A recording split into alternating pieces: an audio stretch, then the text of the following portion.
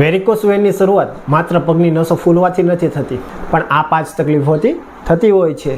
પહેલું, સાંજના સમયે પગ ભારે લાગવા. બીજું, રાતે પગમાં ગોટલા ચડવા. ત્રીજું, પગમાં સતત દુખાવો રહેવો. ચોથું, લાંબો સમય સુધી ઊભું રહેવાથી પિંડીમાં કળતર, ખંજવાળ અને દુખાવો થવો. પાંચમું, ઘૂંટી પાસે સોજો આવવો. તો આના માટે શું કરવું?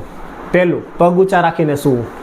દિવસમાં 2 થી 3 વાર 15 થી 20 મિનિટ માટે પગની નીચે ઓસીકું રાખી પગને હૃદયના લેવલ કરતાં ઊંચા રાખીને સૂવું જોઈએ. બીજું, કમ્પ્રેશન સ્ટોકિંગ. આ મોજા પહેરવાથી પગમાં લોહીનું પરિભ્રમણ સુધરે છે. ત્રીજું, વોકિંગ.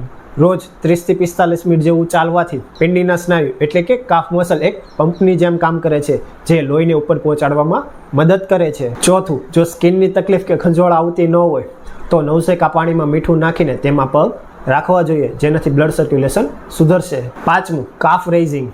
પગના પંજા પર ઊભા રહીને શરીરને ઉપર નીચે કરવાની કસરત દિવસમાં 2 થી 3 વખત. આ એક સિમ્પલ કસરત છે, પણ ખૂબ જ અસરકારક છે. બાકી જો તમને વેરિકોસ વેઇનની તકલીફ હોય તો સ્વસ્તિ આયુર્વેદ પંચકર્મ હોસ્પિટલની મુલાકાત લો, અને વેરિકોસ વેઇનની સંપૂર્ણ માહિતી જોતી હોય તો કોમેન્ટ કરો વેરિકોસ વેઇન.